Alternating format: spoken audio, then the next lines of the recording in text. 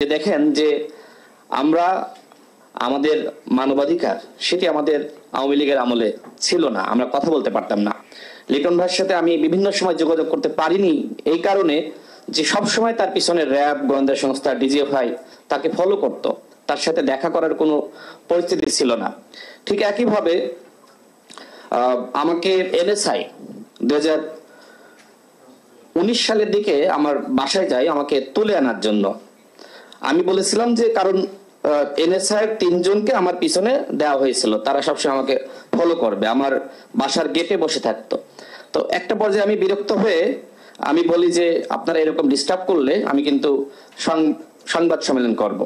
তো তখন এটি এনএসআই মহাপরিচালককে তারা জানায়, তখন রাত 12টার সময় আমাকে তুলে আনতে যায়। তো এরকম অসংখ্য ঘটনা ঘটেছে আমাদের সাথে এই 2018 সালের কোটা সংস্কার আন্দোলন থেকে এই পর্যন্ত 24 সালের আন্দোলন। এই 24 সালের আন্দোলনেও আমার বাসায় 2 বার অভিযান চালিয়েছে। এর কারণ হলো যে আমরা রাজনৈতিক দলগুলোর সাথে আলোচনা করেছি এবং তাদেরকে বলেছি যে কিভাবে কোটা সংস্কার আন্দোলনকে রাজনীতিকরণ করা যায়। কারণ অতীতে আমরা আন্দোলনগুলো দেখেছি যে রাজনৈতিক আন্দোলনের মাধ্যমে সরকারের পতন করা সম্ভবপর হচ্ছে না। সুতরাং সামাজিক আন্দোলনকে কিভাবে রাজনীতিকরণ করার মাধ্যমে জাতির মুক্তি লাভ করা যায়, তো সেই বিষয়গুলো গোয়েন্দা সংস্থার কাছে চলে যায়, যে কারণে আসলে তারা আমাদের তুলে আনতে যায়। তো এখন আসি মূল বিষয়ে, সেটি হলো যে অন্তর্বর্তীকালীন সরকার গঠিত হয়েছে। এই সরকার আসলে কার সরকার? রাজনৈতিক দলগুলোর সরকার, নাকি ছাত্রদের সরকার, নাকি জনতার সরকার, নাকি বৈষম্য বিরোধী ছাত্র আন্দোলনের সরকার? আমরা আসলে এই বিষয়ে ক্লিয়ার না, সরকারও এখনো পর্যন্ত ক্লিয়ার করেনি। এখানে মাননীয় একজন উপদেষ্টা আছেন, তার সাথে আমরা সংলাপে বসেছিলাম, তার সাথেও দেশের আইন শৃঙ্খলা পরিস্থিতি নিয়ে অনেক আলোচনা হয়েছে যখন তিনি স্বরাষ্ট্র উপদেষ্টা ছিলেন। দুঃখের সাথে বলতে হয়, দেখেন একজন স্বরাষ্ট্র উপদেষ্টার দায়িত্ব পেলেন, তার একটি বক্তব্যকে কেন্দ্র করে তাকে সেই জায়গা থেকে সরিয়ে দেওয়া হলো। তাহলে কোথায় আমার স্বাধীনতা আছে? স্বাধীনতা আছে?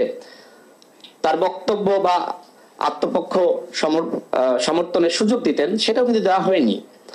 তাহলে কিভাবে আমরা রাষ্ট্র সংস্কার করতে চাই? আমরা রাজনৈতিক দলগুলোর পক্ষ থেকে আমরা বারবার বলছি, আপনারা একটা রোড ম্যাপ দেন, কি করতে চান আমাদেরকে বলেন, আমাদের সাথে শেয়ার করেন। ডেকেছে আমাদেরকে, এখানে ববি হাজ্জাজ ভাই বক্তব্য রেখেছে, আপনাকে ডেকেছে? ডাকে নাই।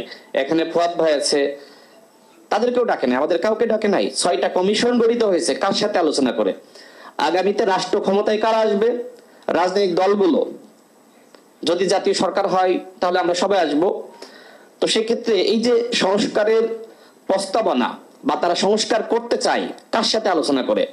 এখন তো আমার কাছে মনে হচ্ছে যে এই সরকার শুধুমাত্র বৈষম্য বিরোধী ছাত্র আন্দোলনের সরকার, সমন্বয়কদের সরকার, আমাদের সরকার না।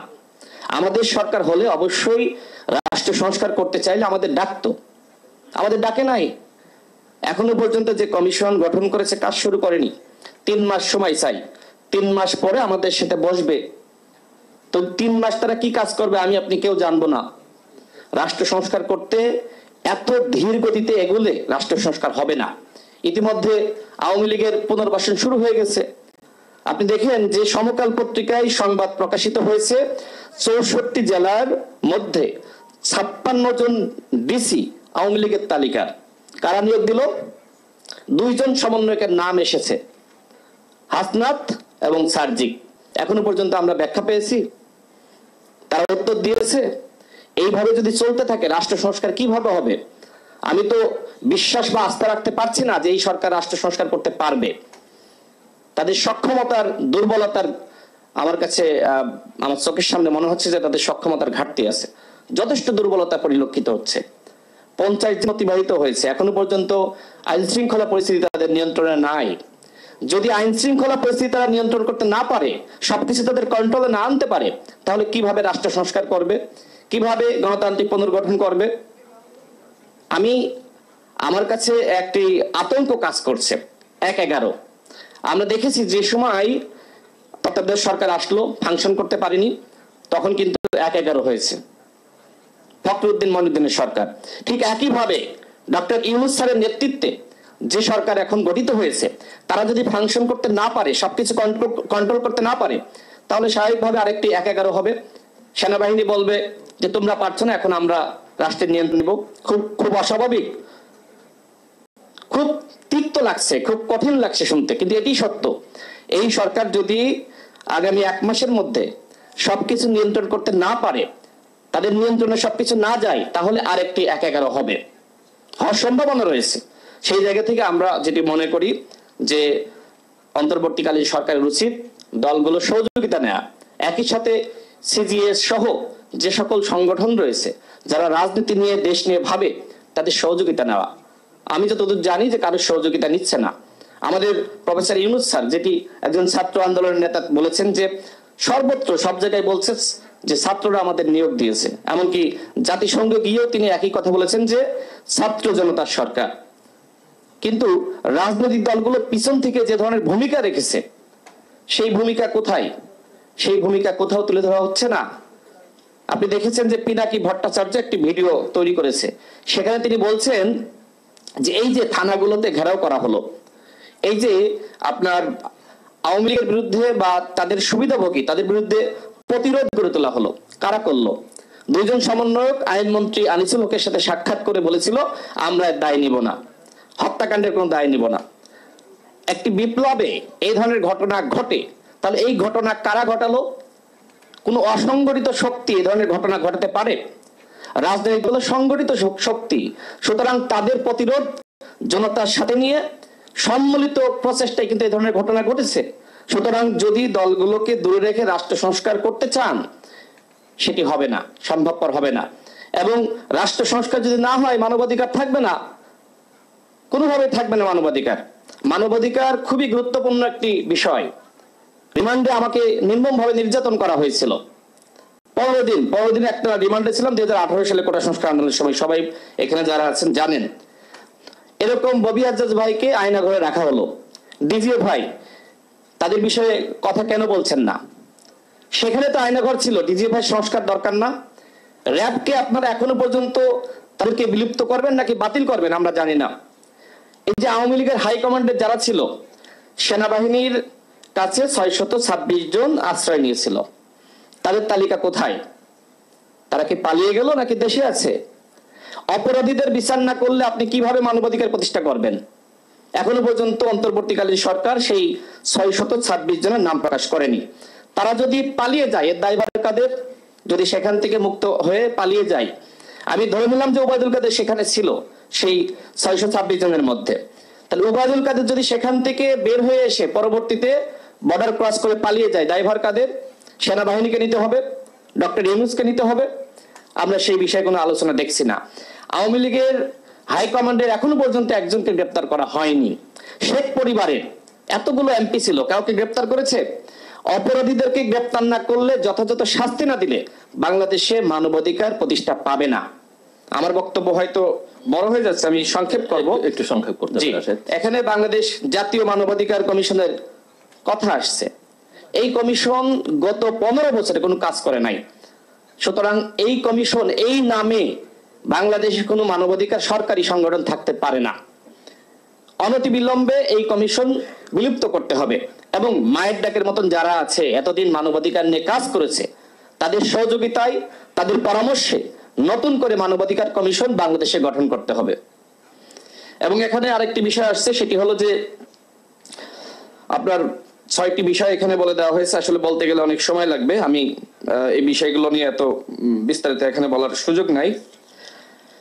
দেখেন, অধিকার একটি রিপোর্ট প্রকাশ করেছিল যে আপনার 2699 জন 19 থেকে 23 পর্যন্ত এখনো পর্যন্ত বিচার বহির্ভূত হত্যাকাণ্ডের শিকার হয়েছে। আর আমরা এই আন্দোলনে আমরা এখনো পর্যন্ত যে তথ্য পাচ্ছি, প্রায় 1500 গণহত্যার শিকার হয়েছে। আমাদের ইউনূস স্যার গতকাল তিনি জাতিসংঘে ভাষণ দিয়েছে। এরপরে যেটা প্রথম আলো নিউজে আসছে যে আইসিসিতে অভিযোগ দায়ের করতে পারে বাংলাদেশ, পরামর্শ দিয়েছে।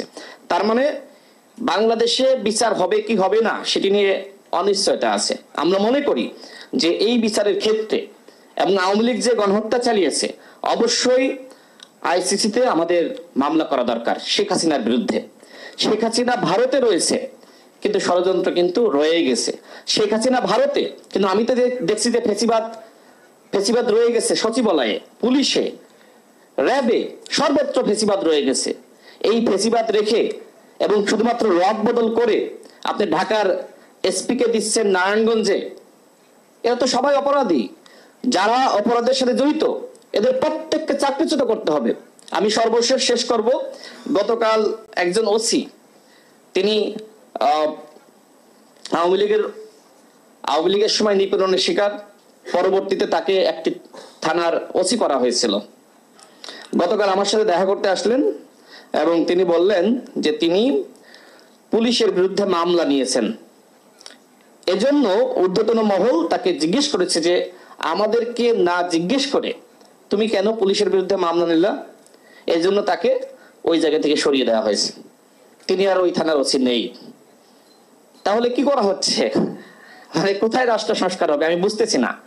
আমার তো মনে হচ্ছে যে এখন মানে খুব বাজে একটি অবস্থা সৃষ্টি হয়েছে। এইভাবে চলতে থাকলে আওয়ামী লীগ আবার ফিরে আসবে, যেটি বলছে না যে শেখ হাসিনা চট করে ফিরে আসবে। এইভাবে যদি চলতে থাকে অবশ্যই শেখ হাসিনা ফিরে আসবে। আওয়ামী লীগকে পুনর্বাসন কারা করছে? বরিশাল বিশ্ববিদ্যালয়ের ভিসি, যিনি আওয়ামী লীগের দশর ছিলেন, ঢাকা বিশ্ববিদ্যালয়ের তিনি আওয়ামী লীগের চর্চা করেছেন, তাকে ভিসি নিয়োগ দেওয়া হয়েছে। বিভিন্ন জায়গায় নিয়োগগুলো দেখেন যে এইভাবে আওয়ামী লীগের দশরদেরকে নিয়োগ দেওয়া হচ্ছে। এসপি গুলো যাদের নিয়োগ দেওয়া হয়েছে তারা কারা? কোথাও সংস্কার এখনো পর্যন্ত আমরা দেখছি না এবং উদ্যোগটাও আমরা দেখছি না। আমরা এখনো পর্যন্ত দেখছি এই সরকারের শুধুমাত্র ব্যর্থতা। এবং এই ব্যর্থতা কি পরিকল্পিত, নাকি আরেকটি ১-১১ আনার জন্য এ ধরনের ব্যর্থ পরিস্থিতি সৃষ্টি করা হচ্ছে, সেটি আমাদের ভাবার সময় এসেছে। আজকে সিজিএইচ আমাকে এখানে বক্তব্য রাখার সুযোগ করে দিয়েছে, যদিও মানবাধিকার নিয়ে কথা বলার দরকার ছিল, কিন্তু যেহেতু সমসাময়িক বিষয়, একজন অন্তর্বর্তীকালীন সরকারের মাননীয় উপদেষ্টা আছেন এবং এখানে সাংবাদিক ভাইরা আছেন, অনেক বিজ্ঞ আলোচক আছেন, আমার কাছে মনে হলো যে এই বিষয়গুলো আসলে তুলে ধরা দরকার। কারণ এইবার যদি এই সরকার ব্যর্থ হয় তাহলে আমরা ক্ষতিগ্রস্ত হব না। এই সরকার ব্যর্থ হলে আর কোনোদিন রাষ্ট্র সংস্কার হবে না। সুতরাং যে সমালোচনাগুলো করলাম এগুলো যদি সমাধান করা যায় তাহলেই রাষ্ট্র সংস্কার হবে। এবং আমরা রাজনৈতিক দলগুলো অবশ্যই আমরা এই সরকারকে সহযোগিতা করতে চাই। আমাদের সহযোগিতা গ্রহণ করেন। রাজনৈতিক দলগুলো আপনাদের পাশে থাকবে, দ্রুত সময়ের মধ্যে আপনারা সংস্কার করতে পারবেন। দলগুলোকে দূরে রেখে বিরাজনীতিকরণের চিন্তা করে কোনোভাবে এই সংস্কার করা সম্ভবপর হবে না। সুতরাং অনতিবিলম্বে সকল রাজনৈতিক দলগুলোকে ধাপে ধাপে আপনারা ডাকেন, ডাকার মাধ্যমে পরামর্শ নেন, কি করতে চান জানান, রোড ম্যাপ প্রকাশ করুন। আপনার 3 মাসের পরিকল্পনা কি আমি জানি না, আপনার 6 মাসের পরিকল্পনা আমি জানি না, 3 মাসের পরিকল্পনা আমি জানি না, 1 বছরের পরিকল্পনা জানি না। পরিকল্পনা ছাড়া একটি সরকার চলতে পারে না। এখনো পর্যন্ত আমরা বারবার বলছি যে রোড ম্যাপ দেন, রোড ম্যাপ দেন। আপনারা অনেকে বলছেন যে এখনো রক্তের দাগ শুকায়নি, আপনারা রোড ম্যাপ নির্বাচনের কথা বলছেন। দেখেন, আমি এখানে বসে থাকতে থাকতে একটি লাইন আমার মাথায় আসলো, সেটি হলো যে আবু সাইদ মুগ্ধ আর জিহাদ ওয়াসিম, তাদের রক্ত কি একই রকম গুরুত্ব পায়? ওয়াসিম কে ছিল ছাত্র দলের নেতা, জিহাদ কে ছিল ছাত্র অধিকার পরিষদের নেতা। এদের নাম কোথাও আছে? কারণ কি? কারণ তারা রাজনৈতিক দলের কর্মী। আবু সাইদ রাজনীতি করতো কি করতো না আমরা জানি না, মুগ্ধ রাজনীতি করতো কি করতো আমরা জানি না। এই যে রাজনৈতিক দলের কর্মীরা জীবন দিল, সংগ্রাম করলো, আমাদের উপদেষ্টারা একজনও তাদের নাম উচ্চারণ করে না। দলগুলোর ভূমিকা, তাদের যে আত্মত্যাগ, বিএনপি সংগ্রামী মহাসচিব বলেছে যে 426 জন সম্ভবত বিএনপির নেতা কর্মীরা শহীদ হয়েছে। এ বিষয়ে কি বিএনপিকে তাদেরকে মূল্যায়নের দরকার আছে না? শ্রদ্ধা জানানোর দরকার না যে আপনার দল এরকম ভূমিকা রেখেছে? আমাদের এখনো পর্যন্ত 12 জন শহীদের তালিকা গণ অধিকার পরিষদের। এবি পার্টি বলেন, ববিআজেজ ভাই বলেন, গণসংহতি বলেন, গণতন্ত্র মঞ্চ বলেন, আমরা সবাই ভূমিকা রেখেছি। সবার দলে শহীদ হয়েছে, রক্তাক্ত হয়েছে, গুলিবিদ্ধ হয়েছে। এখনো পর্যন্ত চিকিৎসা কিভাবে হচ্ছে আমরা জানি না। আমার কাছে ওই দিন যে ছেলেটিকে আপনার শেষ করে দিচ্ছি, যে ছেলেটিকে আপনার পুলিশ বারবার গুলি চালাচ্ছে, আপনার যাত্রাবাড়ির যে ঘটনা, তার বন্ধু তাকে সেভ করে নিয়ে যাচ্ছে, তারপরেও গুলি চালাচ্ছে। ওই ছেলেটির মা আমার কাছে আসলো আমাদের অফিসে, সে বললো যে বিচার পাচ্ছে না। আমি সাথে সাথে স্বরাষ্ট্র উপদেষ্টাকে ফোন দিলাম যে আপনারা তাকে কেন গ্রেপ্তার করছেন না? ছাত্রলীগের নেতা জাকির পরবর্তীতে সে পুলিশে নিয়োগ পায়, তো এই জাকিরদেরকে গ্রেপ্তার করা হচ্ছে না, বরং এই ছাত্রলীগের নেতা জাকির এই পুলিশ লীগে যারা ছিল তাদের নামে মামলা দিলে ওই দেশপ্রেমিক পুলিশ তাকে ট্রান্সফার করে দেওয়া হচ্ছে, তাকে ওসি হিসেবে নিয়োগ দেওয়া হয়েছিল, তাকে সরিয়ে দেওয়া হচ্ছে। এভাবে রাষ্ট্র সংস্কার হতে পারে না। আসুন আমরা সবাই মিলে সহযোগিতার মাধ্যমে একসাথে কাজ করার মাধ্যমে এই দেশকে এগিয়ে নিয়ে যাই এবং প্রকৃত রাষ্ট্র সংস্কার করি। আমি আবারও তাদেরকে ধন্যবাদ জানাই, চমৎকার একটি প্রোগ্রামের আয়োজন করেছে। আমি দুঃখিত যে আমার বক্তব্য দীর্ঘায়িত হয়েছে।